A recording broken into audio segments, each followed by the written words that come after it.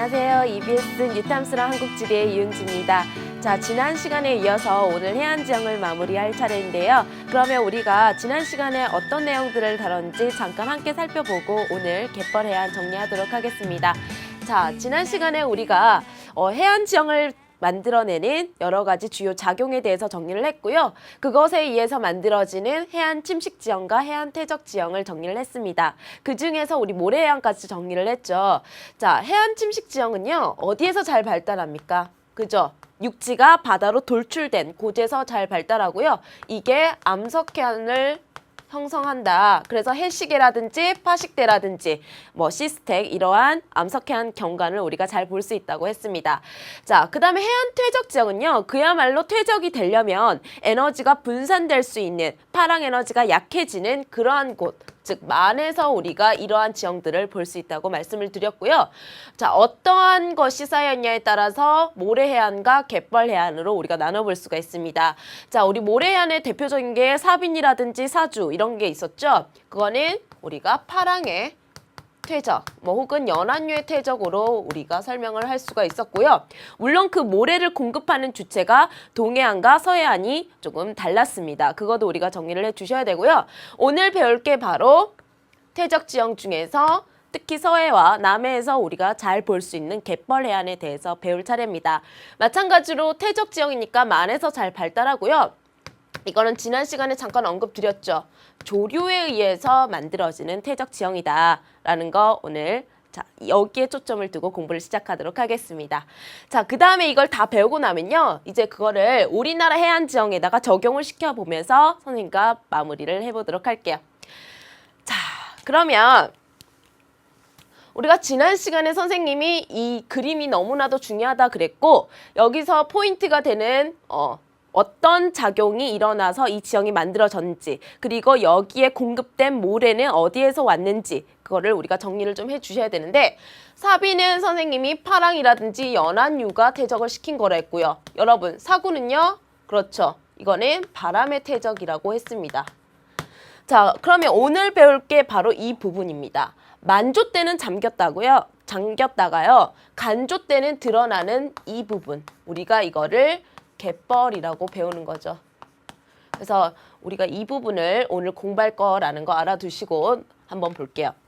자, 선생님이 갯벌을 공부하기 전에 이걸 하나 가지고 왔습니다. 선생님 이거 가끔 바닷가에 특히 서해안의 바닷가에 가서 회를 먹을 때 횟집에 이런 달력들이 가끔 걸려있는 걸 보는데요. 어촌에 사는 친구들은 집에도 이런 달력이 있을 겁니다. 이게 바로 물때 달력이라고 불리는 달력이에요. 자세히 보시면 고저, 고저라고 적혀 있죠. 이게 바로 바닷물이 높아졌을 때와 가장 낮아졌을 때의 시간대 그리고 그 해수면의 높이가 표시되어 있는 겁니다. 자, 날짜마다 고저 시간이 만조와 간조의 시간이 다르고요. 그 다음에 높이도 조금 차이가 발생을 하죠.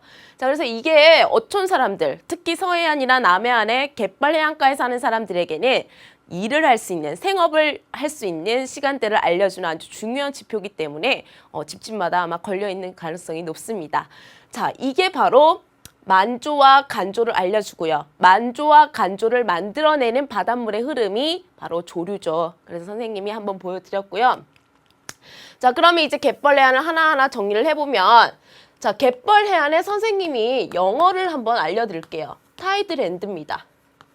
이 타이드가 뭐냐면 조류예요. 그야말로 말 그대로 조류가 만들어낸 땅이다라는 뜻이죠. 자, 그래서 이거는 갯벌은 퇴적의 주체가 뭐다?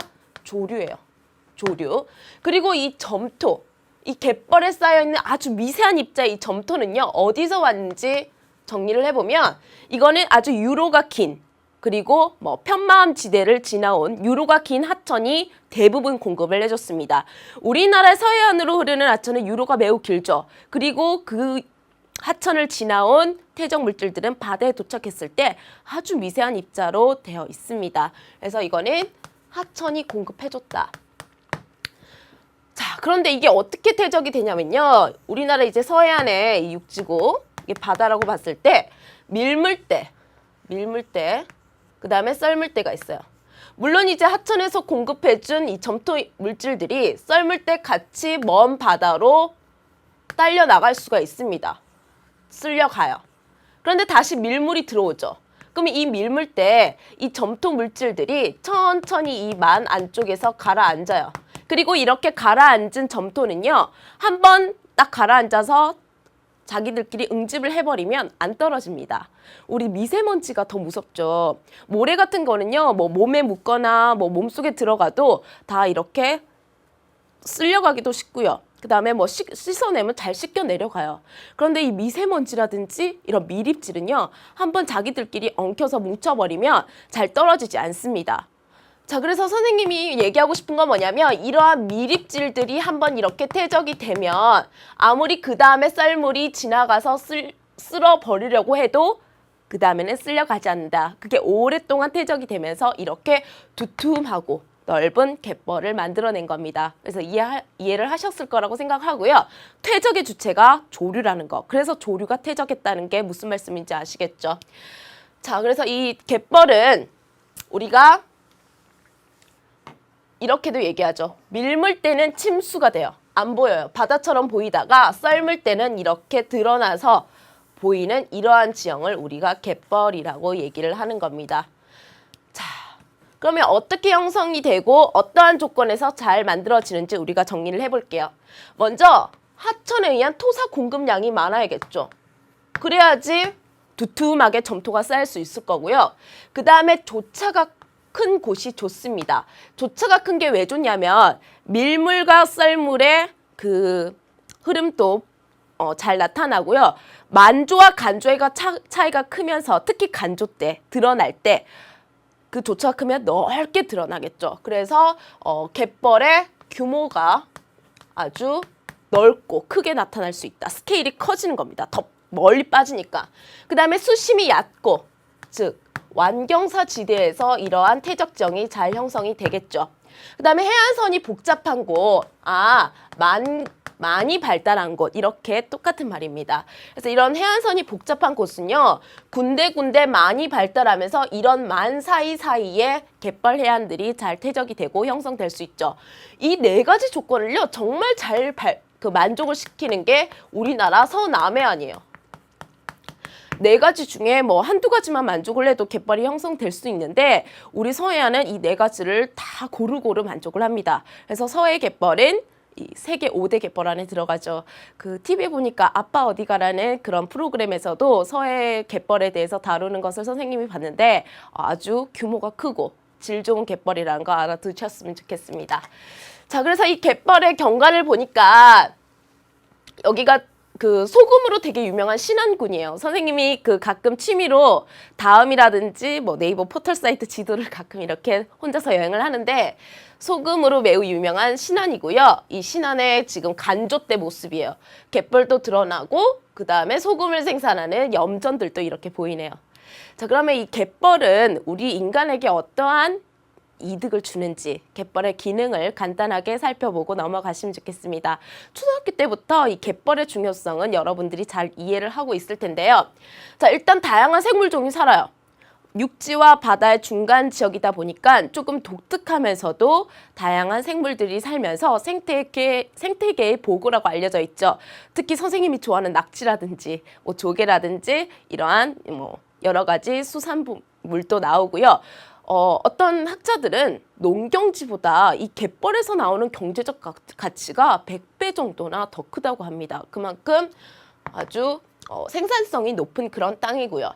그 다음에 이거 아주 중요한 갯벌의 기능이죠. 우리가 갯벌을 이렇게 비유를 해요. 자연의 콩팥.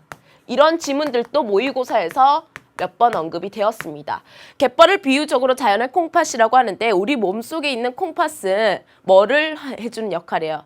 그렇죠. 오줌, 불순물을 걸러주죠. 이 콩팥에 문제가 오면 우리가 여러 가지 병에 걸리잖아요. 자, 마찬가지로 이 갯벌은 우리 자연 하천 오염물질을 걸러서 바다로 내보내주는 그런 정수기, 정화조의 역할을 하는 겁니다. 이게 또 어마어마한 경제적 가치를 가진다는 거 알아두시고요. 그 다음에 태풍이라든지 해일같이 이런 거대한 에너지를 가진 그런 자연현상이 발생했을 때 한번 갯벌에 에너지가 흡수가 되고 그 다음 육지로 전달이 되니까 에너지가 조금 약화돼서 전달이 되겠죠. 그래서 이런 것도 피해를 완화시킬 수 있는데 역할을 하고요. 그 다음에 우리한테 이제 양식장이나 염전으로 활용되면서 또 경제적 가치를 가진다는 거.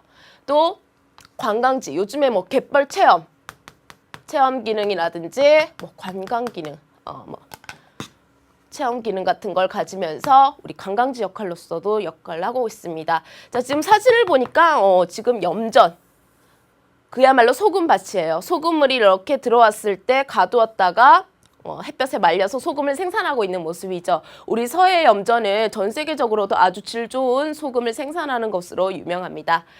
자, 그 다음에 이제 이런 축제장으로도 이용할 수 있는 아주 유명한 여기 어디예요, 여러분? 가보지 못해도 아는 친구들이 너무 많더라고요. 보령 머드축제 하는 모습이죠. 자, 그래서 나중에 대학 가서 친구들이랑 한번 즐겨보셨으면 좋겠고요. 선생님도 친구랑 이런 갯벌에 가가지고 같이 추억을 남긴 기억이 있는데, 초등학교 친구가 우리 만난 지 10주년을 기념으로 추억을 남기자 그래가지고 남해 갯벌에 가서 조개를 캐는 체험을 했습니다. 근데 선생님 너무 힘들더라고요. 10분 만에 다리가 후들거리고 막 허리가 아프고 그래서 이게 보통 일이 아니구나. 보기처럼 이게 즐거운 일만 아니구나라는 걸 느꼈는데, 여러분도 나중에 갯벌에서 재미난 추억 한번 만들어 보시길 바라고요. 자, 그래서 이렇게 갯벌 정리를 한번 해봤습니다. 그런데 이렇게 여러 가지 가치가 있고 우리 인간에게 이득을 주는 갯벌을 예전에는 이 가치를 잘 몰랐을 때, 특히 최근 산업화 60년대부터 90년대 사이에서도 이 갯벌을 좀 쓸모없는 땅 혹은 간척을 위한 땅이라고만 여겼습니다. 물론 과거라면 언제냐면 고려시대 말, 그때도 우리나라 조상들은 간척을 조금씩은 해왔어요. 특히 강화도에서 간척을 조금씩 했는데요. 그때 조상들이 했던 간척은 그야말로 농경지가 부족하니까 농경지를 만들려고 했던 간척이에요. 하지만 최근에 이제 우리나라 60년대 이후 산업화가 시작된 이후에 일어난 간척은요, 그야말로 어떠한 거대한 목적을 가지고 이루어진 간척이기 때문에 스케일도 크고요.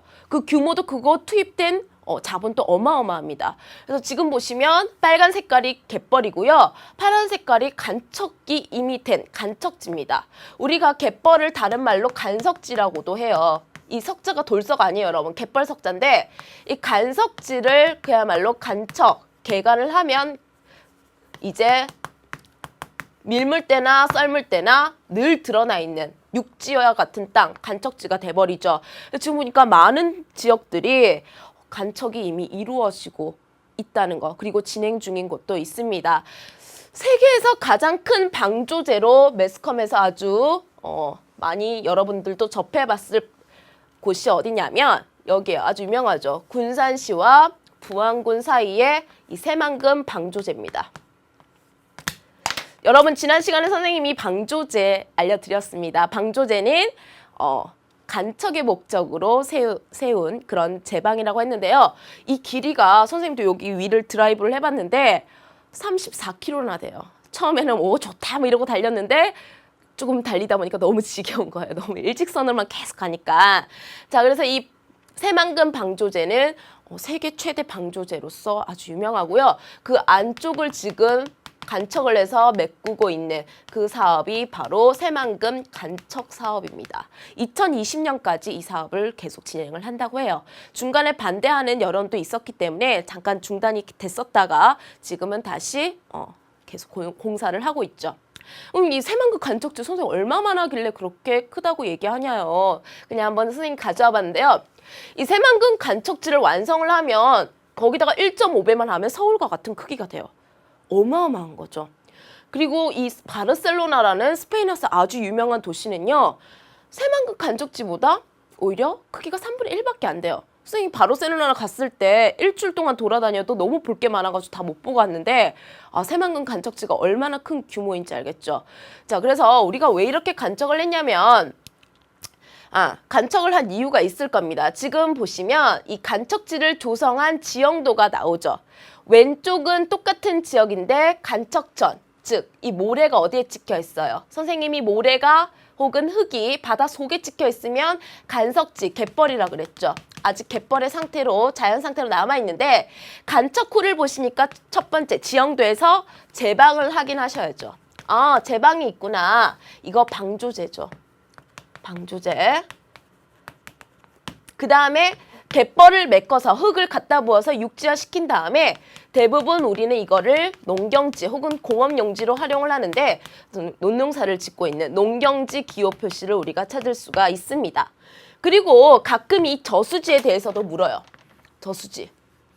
시험 문제에서 이 저수지를 어떻게 묻냐면 보기에서 이 저수지는 뭐 후빙기 상승 이후에 만들어진 석호처럼 표현을 합니다. 석호 아니에요. 선생님이 석호는 우리 고등학교 교육과정에서는 어디에서만 나타나는 지형으로 정리하는 게 좋다? 동해에서만 나타나는 지형으로 정리하는 게 좋다고 그랬죠. 그러면 이거는 지금 바닷가 근처에 있는 호수 기 때문에 석호라고 착각할 수는 있지만 절대 아니고요. 이거는 지금 여기 만들어져 있는 농경재 뭐를 공급하기 위한 그렇죠. 농업 용수를 공급하기 위한 목적으로 만들어진 그러한 저수지라는 거. 그래서 이 지형도를 분석하는 것도 꼭 알아두셔야 되고요. 시험 문제에 가장 많이 나왔던 지역의 그 지형도를 선생님이 한번 보여드리는 겁니다. 자, 그래서 우리가 이렇게 간척을 하면 방금 선생님이 얘기했듯이 농경지로 이렇게 이용을 하고 있다는 거. 우리나라가 원래 자연 발생적으로 만들어진 노는 이렇게 바둑판처럼 반듯반듯하지 않아요. 그런데 이 간척지노는 이렇게 계획적으로 만들어진 땅이고 평평하기 때문에 이렇게 아주 반듯반듯하고 계획적인 그런 농경지의 모습을 볼 수가 있습니다. 그런데 이렇게 간척을 해서 우리가 경제적으로 이익을 얻을 수는 있지만 간척지를 조성하면 당연히 해안선에 변화가 오죠. 물론 갯벌의 기능도 상실되고요. 갯벌에 갯벌이 없어지면서 생태계도 파괴가 됩니다. 그리고 갯벌이 조성되면서 가장 뚜렷하게 나타나는 건 뭐냐면 바로 해안선의 변화예요. 한번 같이 살펴볼게요. 이 해안선의 그 드나듬을요. 드나듬 이거를 우리가 뭘로 수치화시킨 게 바로 굴곡도라는 수치예요. 굴곡도. 우리 인생의 굴곡, 몸매의 굴곡 이런 말 하잖아요. 굴곡이 심하다는 건 뭐예요? 그야말로 드나듦이 심하다는 겁니다. 굴곡이 없어요. 1.5매예요. 그야말로 아주 단조로운, 단순한 그러한 것이라는 것을 우리가 유추를 해볼 수가 있는데 자, 이런 거 외우는 거 아니에요. 그냥 외우는 거 아니라 그냥 여러분들이 참고를 하라고. 굴곡도를 모르는 사람은 없지만 어떻게 해서 계산된 수치인지를 간단히 보여주는 겁니다. 한번 볼게요. 우리나라 전체적으로 한번 볼게요. 1910년부터 현재까지 굴곡도가 많이 줄었죠. 왜 줄었을까요? 동해안은요. 지금 굴곡도가 물론 줄긴 줄었는데 그렇게 큰 차이가 없습니다. 원래도 지금 1도 안 돼요. 아주 굴곡이 없는 여러분 잘 알고 있겠지만 동해안 해안선은 원래 매우 단조로운 융기 해안의 모습을 가지고 있죠. 그 다음에 이제 남해안도 보시면 굴곡도 꽤 높았습니다. 그런데 지금 현재도 그렇게 큰 차이는 없어요. 큰 차이는 없는데 바로 이 서해안을 주목하셔야 돼요. 서해안은요 예전에 비해서 9.7이라는 굴곡도에서 5.24로 어마어마하게 줄었습니다. 자, 이 해안선의 변화를 가지고 오는 데는 여러 가지 이유가 있을 수가 있어요. 이런 거 있겠죠. 고지였어요. 고지 침식받아서 여기서 깎인 게 이 만에 쌓여가지고 단순하게 될 수도 있습니다. 그리고 우리 동해에서도 석호가 성장하면서 원래 만이었던 곳을 사주가 가로막아서 안 그래도 단순했던 동해안의 해안선이 더 단순해진다고 말씀드렸죠. 그런데 이게 이 100년도 안 되는 사이에 얼마나 큰 영향을 미쳤을까요? 자, 그러면 이 서해안에서 이렇게 굴곡도가 줄어든 거는 분명히 인위적인 작용이 발생했다. 앞에서 계속했기 때문에 여러분들 딱 눈치를 채셨을 겁니다. 어마어마한 뭐가 이루어진 결과다? 그렇죠. 간척 사업의 결과라는 게 딱 우리가 알 수 있습니다. 자, 간척 사업을 하다 보니까 우리가 이렇게 만에 갯벌이 있었던 곳을 제방을 막고 메꾸다 보니까 어때요, 여러분? 굴곡도가 지금 낮아지는 그리고 여기저기 하다 보니까 서해안은 많이 굴곡도가 낮아졌다라는 거 정도 정리하시면 됩니다. 자, 그래서 우리 이거 다 했죠? 그럼 시험 문제에서 이제 이렇게 나와요. ABC를 안 알려줍니다. 안 알려주고 ABC에 대해서 계속 물어봐요. 그러면 우리 시험 문제 풀 때 첫 번째 ABC의 지형이 뭔지를 파악을 해야겠죠. 자, A, 만조 때는 잠겼다가 간조 때 드러나는 이 A는 선생님 이제 너무 쉬워요. 갯벌이네요. 자, B는요, 여러분 항상 드러나 있고요. 모래가 지금 육지 위에 찍혀 있죠. 사빈이네요. 그 다음에 C는요, 여러분 지금 그 사빈 뒤에 언덕 모양으로 고도가 높게 쌓여 있는 사구입니다. 그럼 선생님이 이걸 누가 퇴적시켰는지를 알아야 된댔죠. 퇴적의 주체. 자, 여러분 해보세요. 갯벌은 누가 퇴적시켰죠? 그렇죠. 조류가. 특히 다시 밀려 들어왔을 때 가벼운 점토가 서서히 가라앉아서 계속 쌓인 게 바로 갯벌이라고 했습니다. 그럼 사비는요? 파랑이나 연안류가 만에서 파랑 에너지가 분산된 만에서 이렇게 모래를 쌓아 올려가지고 만든 게 바로 사빈이라고 말씀을 드렸죠. 그 다음 사구는 뭐라고 했죠, 여러분? 사빈에 쌓인 모래를 누가? 바람이 휙휙 불어서 뒤로 넘긴 게 바로 사구라고 했습니다. 자, 그러면 여기에 쌓여있는 퇴적 물질은 어디에서 왔냐? 자, 갯벌에 쌓여있는 점토 어디서 왔나요? 이거 바다에서 솟았나요? 아니죠. 대하천, 서해로 흐르는 대하천의 퇴적 물질이 이 바다로 와서 사실은 먼저 나갔다가 들어와서 쌓였다. 하천이 공급한 겁니다. 사비는 조금 조심하셔야 돼요.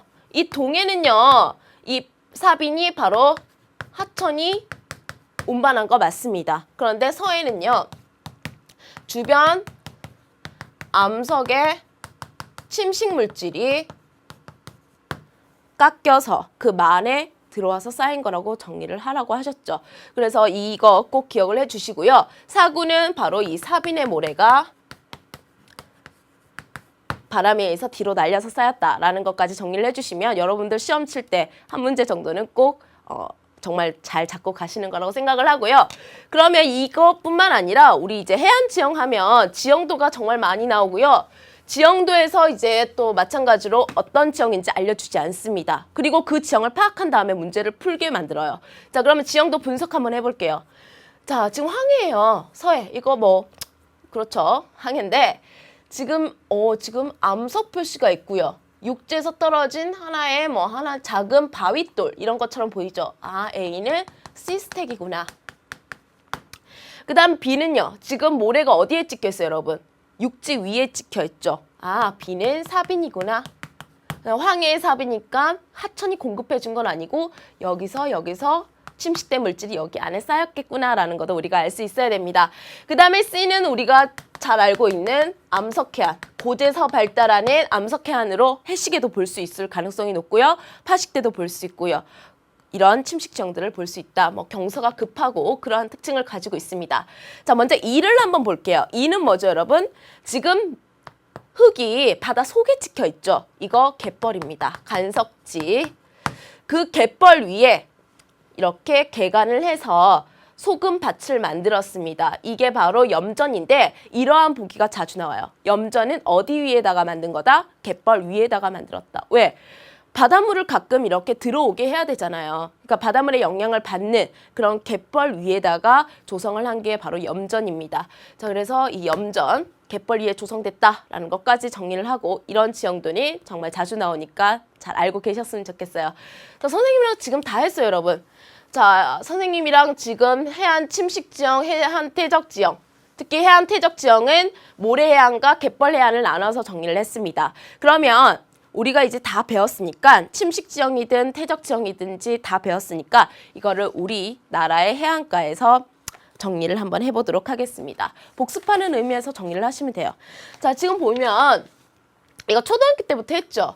동해안과 황남해안, 서남해안을 같이 이렇게 묶어서 동해안과 비교를 하는데 가장 먼저 해안선의 모습을 보면 동해안은 이렇게 매우 산맥과 평행하게 해안선이 형성되면서 아주 단조롭고 그 다음에 황해로 흐르는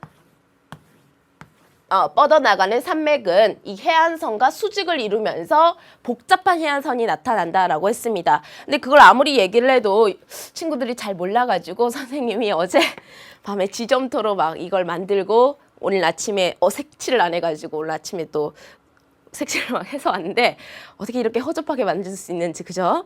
자, 지금 보시면 이 동해안에 지금 주 능선, 가장 높은 능선이 지금 해안선과 평행하게 달립니다. 그래서 후빈기 상승 이후에 해수면 상승이 이루어져도 이 골짜기 안쪽까지 들어갈 수 있는 깊은 골짜기가 형성되지 않아요. 왜? 주능선이 해안선하고 나란히 달리니까. 그런데 서해로 빠져나가는 흐르는 산맥은요. 주능선이 이렇게 해안선과 수직이에요. 그러면 이 깊은 골짜기 사이사이로 뭐가 침수되기 좋아요? 침투에 들어오기 좋아요. 바닷물이 안쪽까지 들어오기 좋죠. 거기다가 서해안은 동해에 비해서 윤기량이 적었기 때문에 더 안쪽까지 물이 들어올 수 있는 완경사를 가지고 있습니다. 그래서 뭐 서해에서 높았던 지역들은 그래도 이렇게 섬으로 남아있는 지역들도 있고요. 아무튼 복잡한 해안선을 가지고 있고 그래서 섬도 많고요. 반도와 많이 잘 발달한 아주 특별한 해안, 리아스식 해안이 발달되어 있는 특징이 있죠. 그래서 선생님이 좀 허접하지만 한번 가져와 봤고요. 그래서 이거 전체적인 거는 여러분들이 너무 잘 알 겁니다. 그냥 우리 바로 동해부터 하나하나 정리해 드리도록 할게요. 자, 먼저 동해 여러분. 방금 선생님이 동해는 여기다가 좀 적을게요. 산맥과 해안선이 평행하다. 이거 평행하다는 기호죠. 거기다가 우리 신생대 제3기 이후에 경동성 요곡 운동 이후에 동쪽을 중심으로 윤기량이 많았다고 했습니다. 그래서 윤기량이 많아요. 그래서 어떠한 모양의 해안선? 단조로운 해안선의 모습을 가지고 있죠. 전체적으로 보니까 어때요? 매우 단조로운 모습을 가지고 있습니다. 그러다 보니까 뭐 드나듦이 적어요. 대부분이 외해에 노출되어 있죠. 바다에 그대로 노출되어 있습니다. 그래도 가까이 보면요. 나름 곧과 많이 반복이 되고 있어요, 여러분. 지금 일직선으로 보이지만 이게 선생님이 지금 소축척이기 때문에 그렇고요. 대축척, 좀 확대해서 보면 곧과 많이 반복이 되어 있는데 여기는 지금 조차가 거의 없는 바다라 했죠. 그래서 거의 파랑의 작용으로 설명이 됩니다. 그러면 곧은요. 파랑의 침식이 이루어지는 곳이니까 우리 다양한 암석해안을 볼 수가 있을 거고요. 만에서는요. 파랑이 분산을 하면서 파랑의 퇴적작용, 그래서 우리 특히 모래해안 같은 것을 많이 볼 수 있다고 했습니다. 자, 그래서 이거 특히 여기 모래는 어디서 왔다? from 하천에서 왔다까지 정리를 해주시고요. 그 다음에 우리 이거 한번 볼까요? 이거 동해안에서 잘 발달하는 침식지형 시스텍 아주 멋있죠. 뭐 촛대바위, 뭐 기도바위 이런 멋있는 시스텍 같은 거 잘 볼 수가 있고요. 그 다음에 동해안에는 이렇게 여름에 해수욕을 즐기는 사람들이 모여드는 아주 크고 유명한 해수욕장들을 많이 보유하고 있습니다. 선생님이 해수욕장이 영어로 비치라 그랬죠. 사빈도 영어로 샌드 비치라고 했습니다. 그래서 해수욕장도 잘 발달이 되어 있고요. 그 다음에 우리 또 아주 중요한 지형이었죠. 해안당구. 윤기 지형에서 마지막으로 배웠는데 해안당구는 여러분 동해에서 발달한 지형으로 정리하시면 됩니다. 서해는 거의 윤기량이 매우 적었기 때문에 이 지형이 잘 발달하지 않는다는 거 알아두시고요. 그 다음에 동해에서 또 우리가 정리해야 될 게 바로 석호입니다. 석호도 동해에서만 보인다. 이 석호가 동해 해안선을 더 어떻게 하는데 또 기여를 했다? 해안선을 더 단순화시키는 데 기여를 했다라고 말씀을 드렸죠. 이게 동해안에 대한 정리 끝입니다. 특히 이거 두 개 동해에서만 볼 수 있는 지형으로 정리를 해주셨으면 좋겠고요. 자, 그 다음에 이제 우리 한번 동해가 끝났으니까요. 서해를 한번 볼게요. 사실 선생님이 이제 드라이브를 해보면 동해는 이 7번 국도라 그래가지고 거의 이제 해안선과 거의 나란하게 달려요. 왜냐하면 이 도로를 뚫을 때는 웬만하면 가격을 좀 돈을 적게 쓰기 위해서 일직선으로 이렇게 도로를 만들려고 하거든요. 이렇게 도로를 만들면 돈 얼마나 많이 들겠어요. 그런데 이 동해안은 해안선도 단조롭기 때문에 도로와 거의 평행하게 달릴 수가 있고 그래서 이 7번 국도를 따라서 드라이브를 하면 계속 바다 경관을 볼 수 있을 가능성이 높습니다. 근데 선생님 최근에 이제 서해안 고속도로를 따라서 이렇게 여행을 한번 해봤는데 이 서해안 고속도로는 계속 해안을 볼 수 있지 못해요. 왜냐하면 이렇게 해안선을 따라서 도로를 만들었다면 돈이 엄청 들고 이 고속도로의 의미가 별로 없죠. 그래서 그야말로 서해안은 해안선이 복잡한 해안이구나라는 것도 알 수가 있습니다. 그러면 우리 서해안 정리해 보도록 할게요.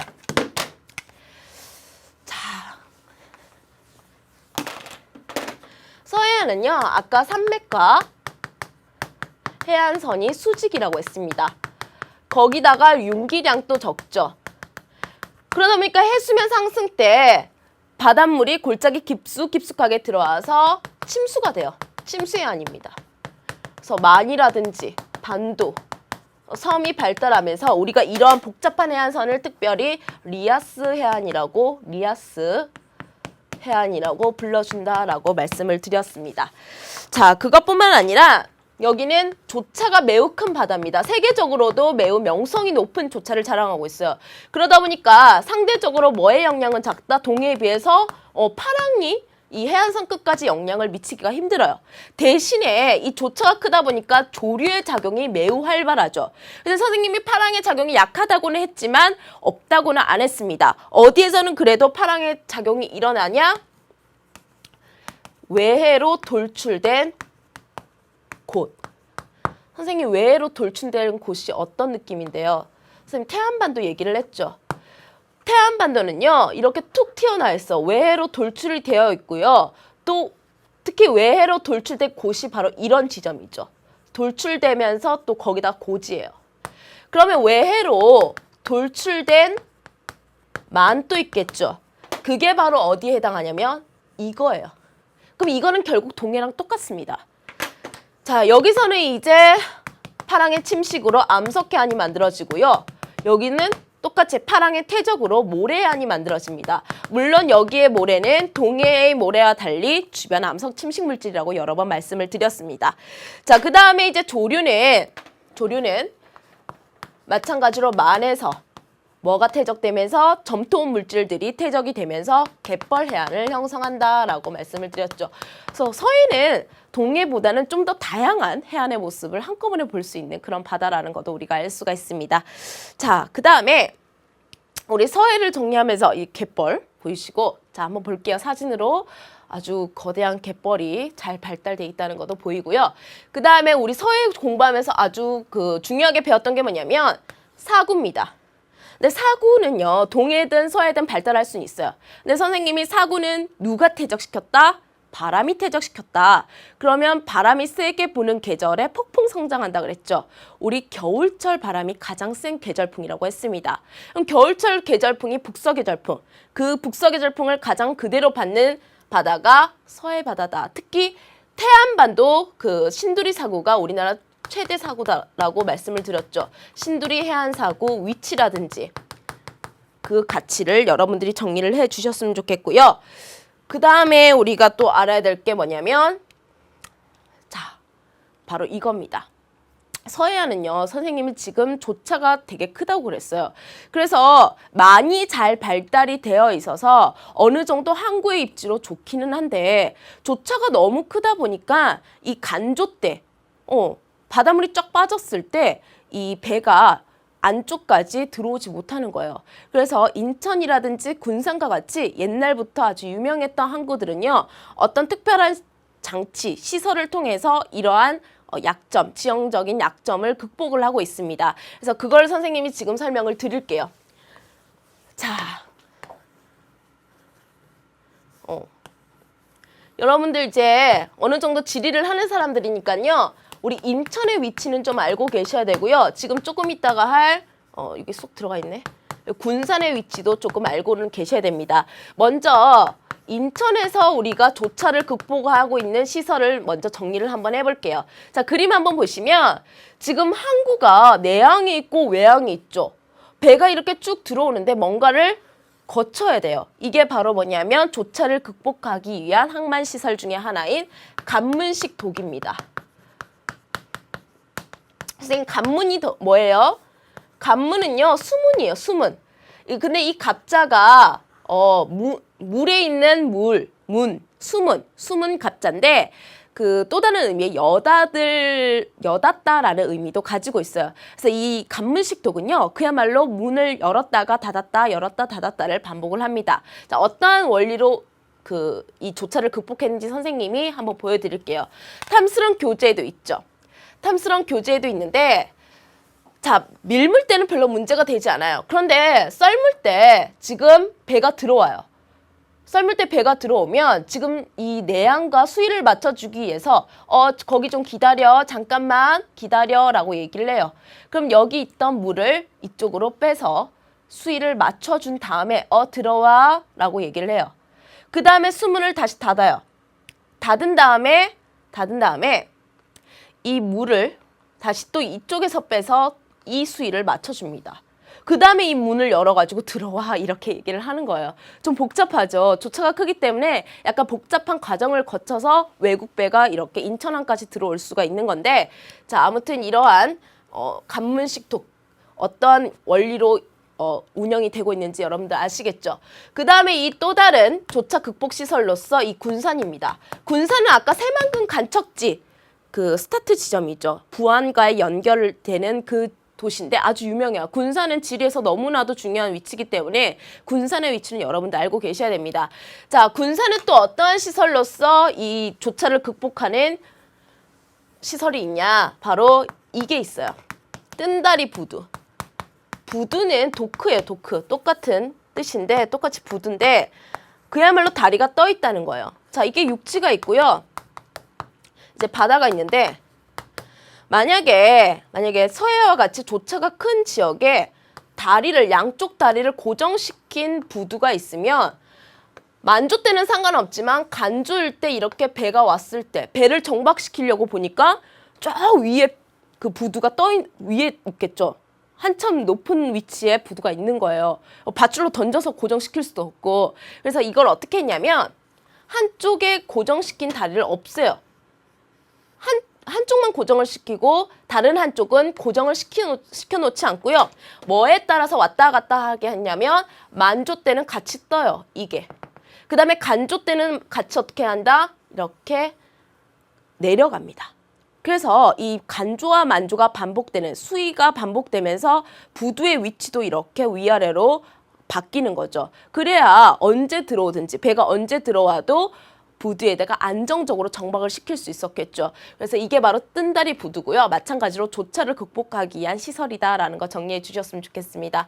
자, 이렇게 선생님이랑 서해까지 공부를 했어요. 그 다음에 남해인데요. 남해는 사실 예전에는 그렇게 따로 다루지는 않았습니다. 서남해안이 비슷하게 이렇게 복잡한 해안선, 리아스식 해안이 발달을 하죠. 우리 이렇게 섬이 많은 해안을 우리말로 다도해라고도 합니다. 섬이 많은 바다라 그래서 다도해인데 우리 남해에서는 이거를 좀 잡고 갈게요. 지금 남해에서 보시면요. 이거 리아스식 해안이에요. 리아스식 해안이고 이걸로 한번 볼게요. 자, 남해 바다에서도 외해 바깥 바다로 이렇게 돌출돼 있는 섬들과 이 면, 파랑의 에너지를 직접적으로 받는 이 면들은요. 그야말로 외해로 돌출돼 있는 곳이죠. 고지라든지 섬들은 그야말로 파랑의 침식작용으로 인해서 암석해안이 형성되어 있습니다. 그런데 이 뒷부분, 우리가 여기를 내해라고 해요. 내해. 이 내해는요, 앞에서 누가 보호를 해주고 있어요. 툭 튀어나와 있는 고지라든지 이런 반도라든지 섬들이 파랑 에너지를 막아주고 있죠. 그러면 이 안쪽에서는요, 파도가 거의 치지 않아요. 매우 잔잔합니다. 잔잔하고 대신에 이제 조차가 좀 있으니까 조류의 작용이 더 활발하게 일어나는 곳이죠. 자, 그래서 여기와 상대적으로 내해는요, 특히 내해만에서는 이제 퇴적 작용이 일어나고요. 특히 조류에 의해서 갯벌 해안이 잘 형성이 되어 있습니다. 왜냐하면 남해도 조차가 좀 있기 때문에 조류의 작용이 동해보다는 상대적으로 더 활발하다. 그래서 여러분 아주 유명한 갯벌 아시죠? 이 순천만 갯벌, 보성 갯벌 이런 곳은요 아주 유명하고 매스컴에서도 자주 언급이 됐다는 거 알아두시고요. 특히 이 순천 갯벌 이건데 람사르 협약, 선생님 그 습지 협약으로 자주 언급했던 그 습지 협약 있잖아요. 거기에 최초로 등록된 우리나라 연안 습지입니다. 습지가 내륙 습지가 있고 연안 습지가 있는데 연안 습지에서는 가장 첫 번째로 등록이 됐다는 그만큼 가치가 매우 높은 아주 유명한 습지라는 거. 그 갯벌이죠. 순천만 갯벌. 여러분들 가신 분들 한번 추억을 떠올려 보시길 바라고요. 자, 그 다음에 이제 우리 남해 사람들은요, 이 조류를 이용해서 아주 지혜롭게 잘 살았습니다. 2010학년도 수능 기출문제입니다. 2010학년도 수능에서 어떤 것을 얘기했냐면 이 지역의 위치를 찾으라고 했습니다. 물론 영광하고 동시에 같이 나는데요. 여기가 남해에서 아주 좁은 바다 중에 하나인 지족해협이라는 곳이에요. 이런 좁은 바다는요, 물살이 매우 세요. 안 그래도 조차가 좀 있으면 조류가 활발하댔죠. 그런데 이런 좁은 바다에서는요, 여러분들이 이제 입김을 불 때 입을 모으고 부는 거랑 입을 하 벌리고 하 부는 거랑 어떤 게 입김이 세게 나가요? 입을 이렇게 모으고 입김을 불었을 때 입김이 세게 나가죠. 그야말로 이런 좁은 바다에서는 물살이 되게 세요. 지금 자세히 보시면 이렇게 뭔가 V자로 군데군데 뭐가 설치가 돼 있어요. 장치가 되어 있는데 이렇게 그야말로 물이 이렇게 들어온다는 것도 알 수가 있고요. 가까이에서 보면 대나무로 만든 그물이 이렇게 V자 모양으로 벌려져 있는 것을 볼 수 있습니다. 이게 바로 죽방염이라는 건데요. 자, 밀물 때 이제 고기들이 너무 거센 물살에 자기도 모르게 막 딸려 들어와요. 그럼 막 딸려 들어오면 이 원통의 문을 딱 열어놓거든요. 이 주인들이. 그러면 고기들이 여기 다 들어가 있겠죠. 그래 놓고 이제 문을 닫아버려요. 그래서 썰물이 이제 다시 와도 이 고기들은 오도 가도 못하고 잡혀가지고 딱 다 잡혀버리는 건데, 이렇게 잡은 멸치, 죽방염 멸치가 아주 유명한 남해 특산품입니다. 얘네들은 그물로 잡은 것보다 스트레스를 덜 받아서 육질도 매우 쫄깃쫄깃하고요. 매우 값도 비싸다고 해요. 선생님도 죽방염 멸치 한번 사려고 가격을 봤는데 너무 비싸가지고 못 샀던 기억이 나네요. 그때 대학생이어가지고 뭐 이런 멸치까지 먹어야 되나 이러면서 안 샀는데 나중에는 한 번 더 가서 유심히 한번 봐야겠습니다. 자, 근데 이제 여기까지가 우리 남해안까지 정리를 했고요. 죽방염은 수능에서도 기출이 됐고 그 다음에도 계속 나오고 있으니까 알아두시고 정리를 해주셨으면 좋겠습니다. 그럼 마지막으로 우리 해안 침식에 대해서 배울게요. 지금 이렇게 아름다운 해안지형이 깎여나간 안타까운 모습을 보이고 있어요. 원래 여기가 모래해안이었는데 지금 막 자갈 돌덩어리들이 다 드러났죠. 이렇게 침식이 되는 원인은요, 먼저 공급적인 측면에서 우리가 살펴볼 수가 있고요. 그야말로 침식이 되는, 마이너스가 되는 측면에서 우리가 같이 살펴볼 수가 있습니다. 자, 공급적인 측면. 우리 이 사빈의 모래는 대부분 하천이 공급한다 했죠. 그러면 공급적인 측면에서 우리가 생각하면 공급이 덜 되니까 더 빨리 깎여 나간다는 거겠죠. 왜 공급이 덜 될까요? 산 위에다가 우리가 뭐를 건설했죠? 댐이라든지 뭐 하구 둑이라든지 뭐 보라든지 이런 거를 설치를 했죠. 그러면 강물의 흐름이 멈춰요. 중간중간에. 그러면 이제 퇴적물들이 계속 내려오지 못하고 중간중간에 멈추게 되고요. 그리고 이런 댐하고 하구뚝하고 보를 계속 유지하기 위해서는 그 안쪽에 쌓여있는 퇴적물질을 계속 포크레인 같은 걸로 준설 꺼내서 파줘야 돼요. 그래야지 이제 댐이 안 무너지겠죠. 무거워져서. 자, 그래서 그러다 보니까 모래 공급이 줄어듭니다. 모래 공급이 줄어들어요. 더군다나 이런 공급까지 줄어들었는데 해안가에서는 침식이 될 요소들이 계속 늘어나는 겁니다. 어떤 게 늘어나냐면 이제 인공적인 시설물들이 증가해요. 어떤 게 있을까요? 뭐 건물도 늘어날 수 있겠죠. 그 다음에 도로 같은 것도 늘어납니다. 자, 그러면 이게 어떻게 해안 침식에 영향을 미치냐 한번 잘 보세요, 여러분. 자, 원래 사빈이 있을 때는요, 파랑이 이렇게 와서 이 육지를 만나면, 모래 해안가를 만나면 에너지가 흡수되면서 얘가 더 이상 역할을 못해요.